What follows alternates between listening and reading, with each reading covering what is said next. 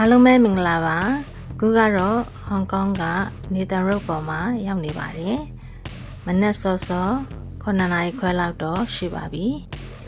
ဒီဗီဒီယိုလေးထဲမှာတော့ Hong Kong Avenue of Stars မှာရှိတဲ့ကမ္ဘာကျော်ဟောင်ကောင်အမှုပညာရှင်များရဲ့လက်ရာတွေဟောင်ကောင်ရဲ့သမီးတော်လို့ခေါ်ကြတဲ့ Anita Mui ရဲ့ရုပ်ထု Bruce Lee ရုပ်ထုတွေကိုတွားရောက်ကြည့်ရှုကြတာကိုတင်ဆက်ထားတာဖြစ်ပါတယ်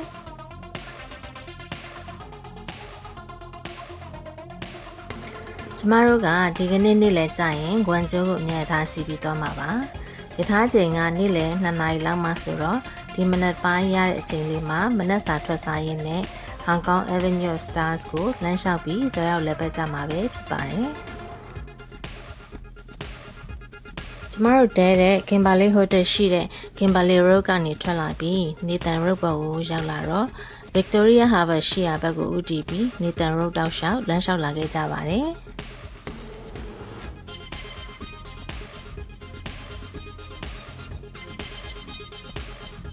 Nathan Road ဆိုတာကတော့ဟောင်ကောင်ရဲ့ကောင်းလုံ area မှာရှိတဲ့လမ်းလမ်းမကြီးတစ်ခုဖြစ်ပါတယ်။ရှမ်ရှာရွှေနဲ့ရှမ်ရွှေပိုးနေရာနှစ်ခုကိုဆက်သွယ်ထားတဲ့ဘို့အချက်ချကြပြီးလူသုံးများတဲ့လမ်းမှာဒီလမ်းတောက်လျှောက်မှာတော့ကုန်ပစ္စည်းအမျိုးမျိုးကိုရောင်းချတဲ့ဆိုင်တွေစားတောက်ဆိုင်တွေဟိုတယ်တွေနဲ့ shopping mall ကြီးတွေအများကြီးရှိတာကိုတွေ့ရပါတယ်။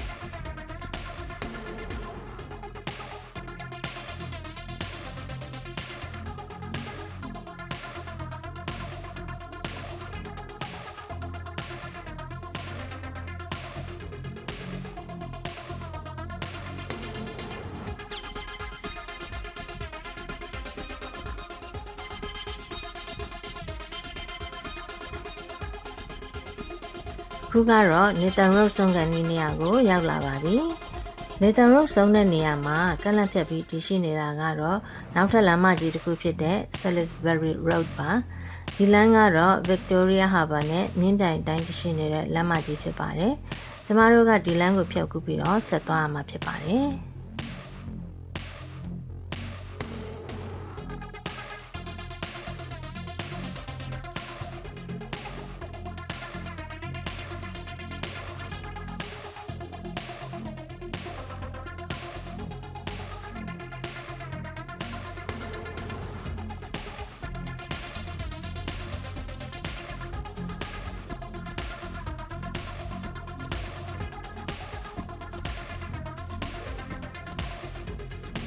ဒီနေရာလေးမှာရှိနေတဲ့ထင်ရှားအဆောက်အဦတွေကတော့ Hong Kong Museum of Earth,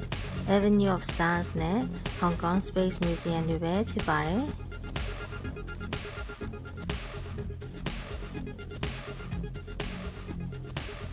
ဒါကတော့ Hong Kong Space Museum ပါ။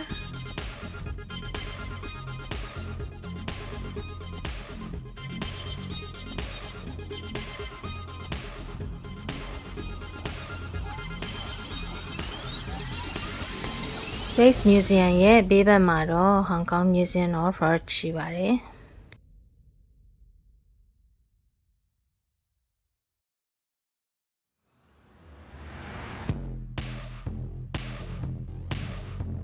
Museum of Art ရဲ့အရှေ့ဘက်ကလမ်းလေးအတိုင်းလျှောက်လာခဲ့ပြီးဘေးဘက်ကိုဆက်ဝင်လာခဲ့မယ်ဆိုရင်တော့ Hong Kong Avenue of Stars ရဲ့အနောက်ဘက်ကဝင်တဲ့နေရာကိုရောက်လာပါပြီ။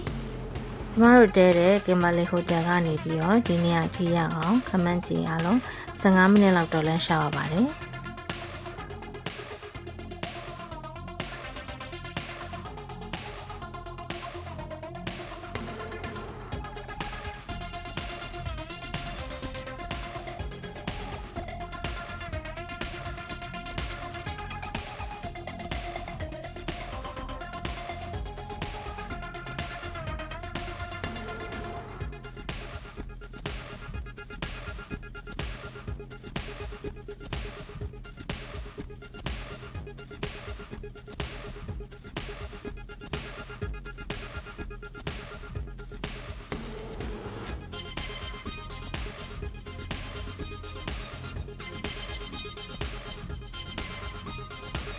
ပထမဆုံးမြင်တွေ့ရတဲ့ဒီရုပ်ကတော့ဟောင်ကောင်ရုပ်ရှင်ထူးချွန်စုရုပ်တုပါ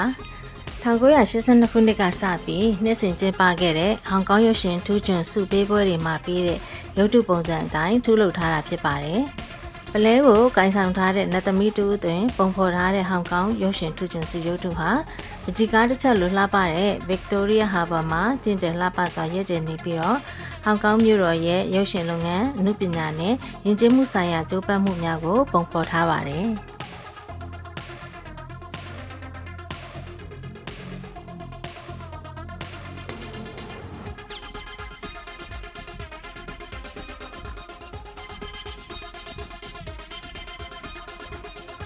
ရှင်းချရွှေနဲ့ Victoria စိတ်ကမ်းအစောမှာတည်ရှိတဲ့ Avenue of Stars ဟာဟောင်ကောင်ရဲ့ Hollywood Walk of Fame version နဲ့တူတဲ့အပြင်ကိုဒီမှာကရှုခင်းအရင်လှတဲ့နေရာမှာတည်ရှိတာကပို့ပြီးတော့တာပါတယ်။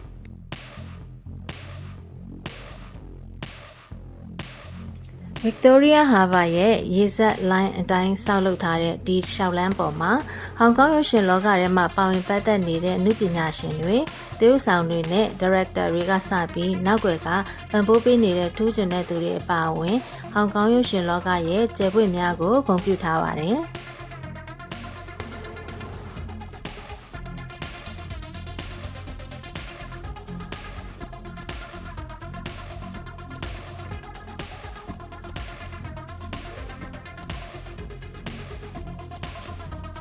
ရှောင်းလန်းရဲ့အစွန်တစ်သားလျံပေါင်တွေပေါ်မှာ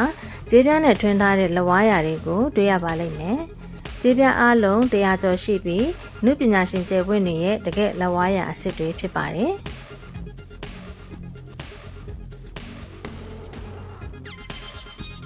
ကြေးပြားတစ်ပြားမှာအနုပညာရှင်တယောက်စီရဲ့လဝါးရာကိုအသေးစိတ်တေးသေးချာချာထွန်းထားပြီးလဝါးရာရဲ့အပေါ်ဘက်ညာဘက်တောက်မှာအနုပညာရှင်ရဲ့လက်မှတ်အောက်ဘက်မှာအနုပညာရှင်ရဲ့အကြောင်းအချင်းချုပ်နဲ့ QR code တွေကိုထည့်သွင်းပေးထားပါတယ်။လက်ရရှင်ရဲ့အကြောင်းကိုပို့ပြီးပြည့်ပြည့်စုံစုံသိချင်ရင်တော့ QR code ကို smartphone နဲ့ scan ဖတ်ပြီးတော့ဖတ်ရှုနိုင်ပါတယ်။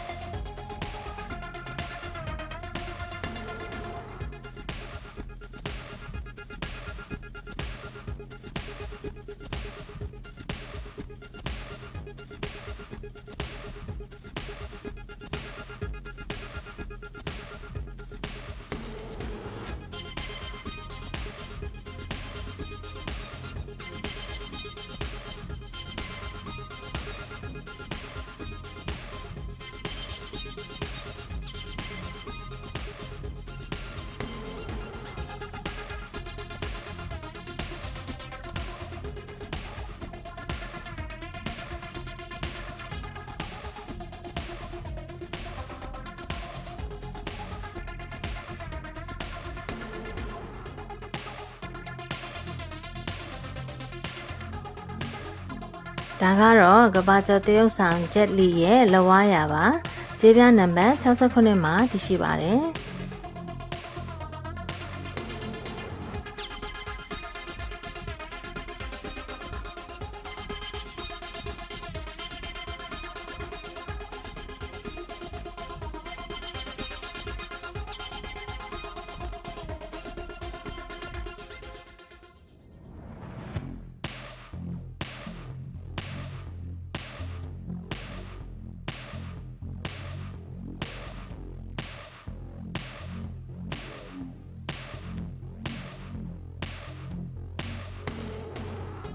ဂျက်လီပြီးတဲ့နောက်ရှေ့ကိုနည်းနည်းဆက်သွားရင်နံပါတ်64နေရာမှာဟောင်ကောင်တရုတ်ဆောင်ချောင်ရွန်ဖက်ရဲ့မျက်နှာပုံစံကိုထွင်းထားတဲ့ကြေးပြားကိုတွေ့ရပါတယ်။ချောင်ရွန်ဖက်ကတော့ယနေ့အချိန်အထိတက်ရှိထင်ရှားရှိနေသေးပေမဲ့လက်ရာကိုပုံတူလာရောက်မပေးသေးတဲ့အတွက်သူ့ရဲ့မျက်နှာပုံစံကိုပဲထူးစစ်ထားပါတယ်။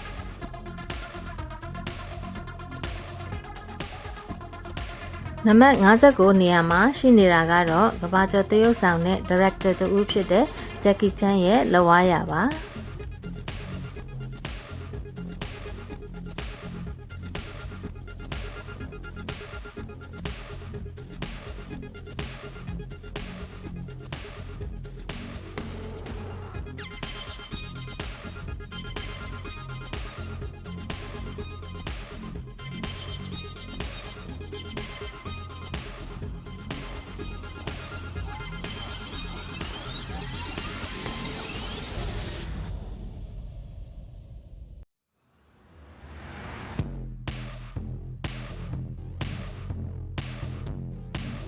Bruce Lee ရဲ့မျက်နှာပုံစံကိုထွင်းထားတဲ့ကြေးပြားကတော့နံပါတ်53နေရာမှာတည်ရှိပါတယ်။ Bruce Lee ဟာလည်း Avenue of Stars ကိုစလို့စင်မှာကွယ်လွန်ခဲ့ပြီးဖြစ်လို့မျက်နှာပုံစံကိုသာထွင်းထူထားတာဖြစ်ပါတယ်။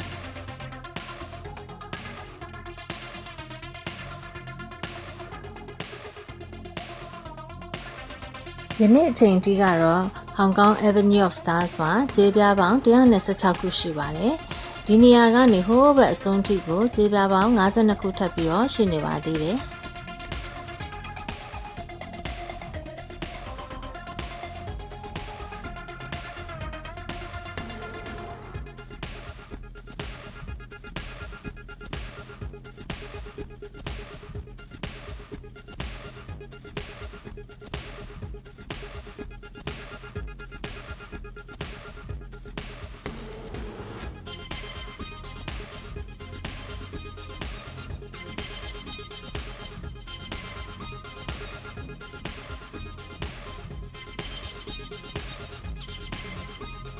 ခုချိန်ကဒီဇင်ဘာလထဲရောက်ပြီးခရစ်စမတ်နားနေပြီဆိုတော့ဒီဘက်မှာပြည်ပပြိုင်ပွဲတွေပျော်ပွဲရှင်ပွဲတွေပြုလုပ်နေတာကိုတွေ့ရပါတယ်။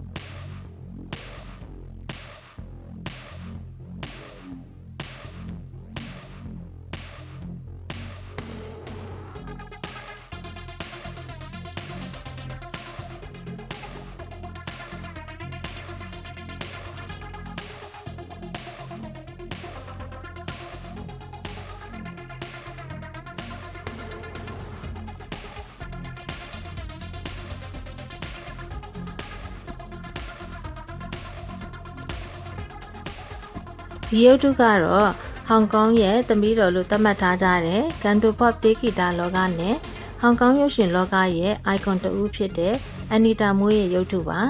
တခါတလေမှာအာရှရဲ့မက်ဒေါနာလို့တင်စားခံရတဲ့အန်နီတာမွေးက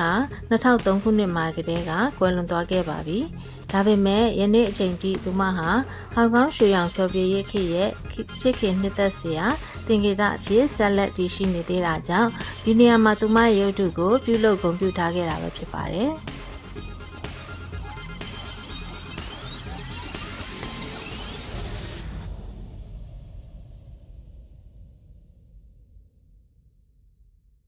နောက်ဆုံးမှာတော့ကိုခံပညာလောကရဲ့သမိုင်းမှာတင်ရှားဆုံးပုဂ္ဂိုလ်တူဖြစ်တဲ့ Bruce Lee ရဲ့ကြေးရုပ်ထုကိုရောက်ရှိလာပါပြီ။ San Francisco မှာမွေးပြီးဟောင်ကောင်မှာကြီးပြင်းခဲ့တဲ့ Bruce Lee ဟာ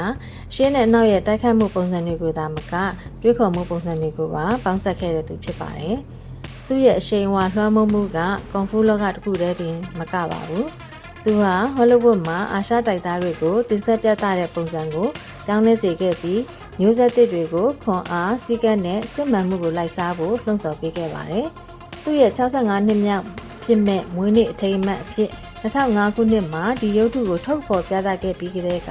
ဒီလျှောက်လန်းမှာလူလာရောက်အလဲပတ်ဆုံးနေရာတစ်ခုဖြစ်ခဲ့ပါတယ်။ ကမ္ဘာတစ်ဝန်းက Bruce Lee ကိုကြိုက်နှစ်သက်တဲ့လူတွေကဒီနေရာကိုလာရောက်ပြီး Bruce Lee ရဲ့ post အတိုင်းလိုက်လုပ်ပြီးတော့ဂါရဝပြုကြပါတယ်။ဒီနေရာမှာစိတ်ဝင်စားစရာကောင်းတာတစ်ခုက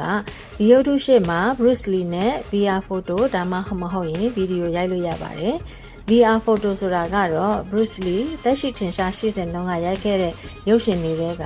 က်ဝင်လှုပ်ရှားနေတဲ့ Bruce Lee ရဲ့ပုံနဲ့တွဲပြီးတော့ရိုက်လို့ရတာပါ။ Bruce Lee ရဲ့ရုပ်ထုနားမှာရှိတဲ့ QR code ကို scan ဖတ်ပြီးပေါ်လာတဲ့လမ်းညွှန်ချက်တွေအတိုင်းလိုက်လို့ရုံပါပဲ။ကျွန်မကတော့ဒါကိုပြန်လာပြီးမှသိတဲ့အတွက်ကြောင့်မစမ်းသပ်ခဲ့ရပါဘူး။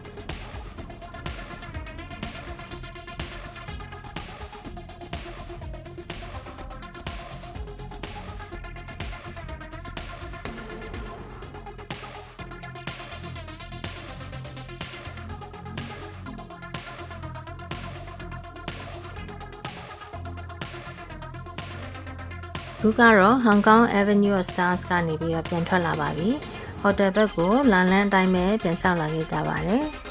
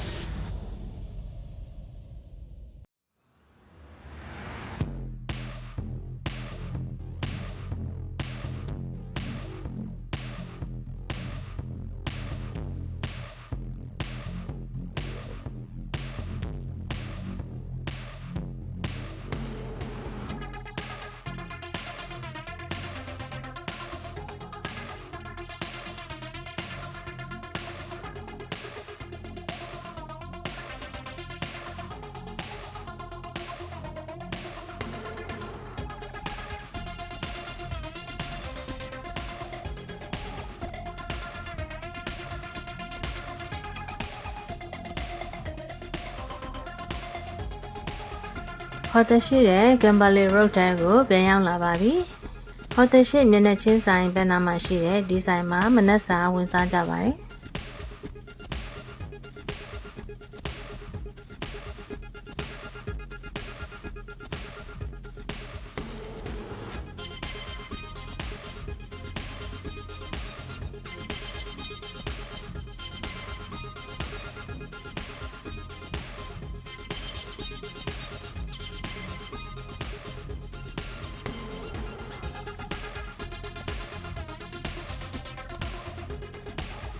ဒီဆိုင်ကအစားတောက်မနုကိုအခုလိုစပွဲရဲ့မျက်နှာပြင်မှာထည့်ပေးထားပါတယ်။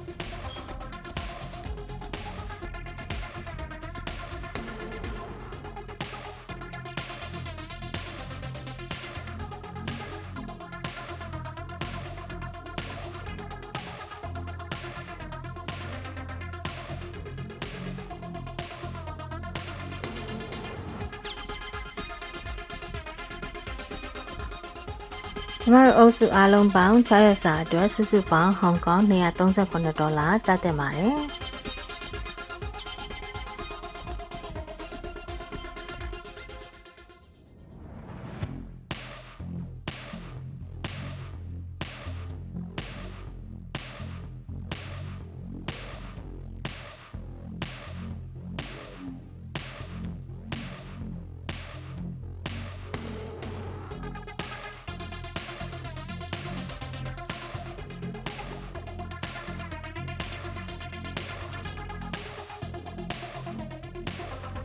မနက်စာစားပြီးတဲ့နောက်မှာတော့နေ့လယ်ကျရင်ရထားစီးရင်နဲ့လမ်းမှာအစာပြေစားဖို့မုတ်တွေကို 7-Eleven မှာဝယ်ကြပါတယ်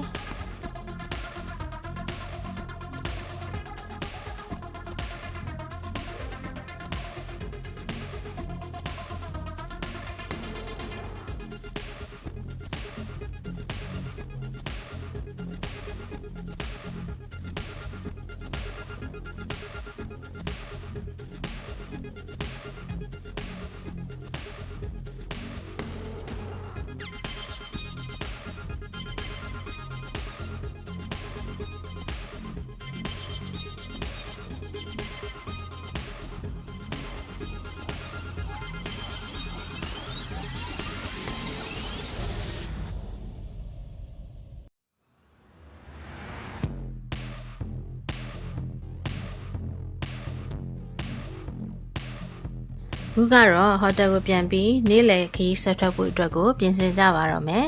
ဒီဗီဒီယိုလေးကိုအဆုံးထိကြည့်ရှုပေးကြတဲ့အတွက်ကျေးဇူးများကြီးတင်ပါတယ်ဗီဒီယိုလေးနဲ့ပတ်သက်ပြီးပြောချင်တာတွေမေးချင်တာတွေရှိရင် comment မှာရေးပေးခဲ့ကြပါ like and subscribe လုပ်ကြဖို့ကိုလည်းမေ့ပါနဲ့နော်နောက်ဗီဒီယိုလေးနဲ့ပြန်လည်ဆုံတွေ့ကြမယ် bye for now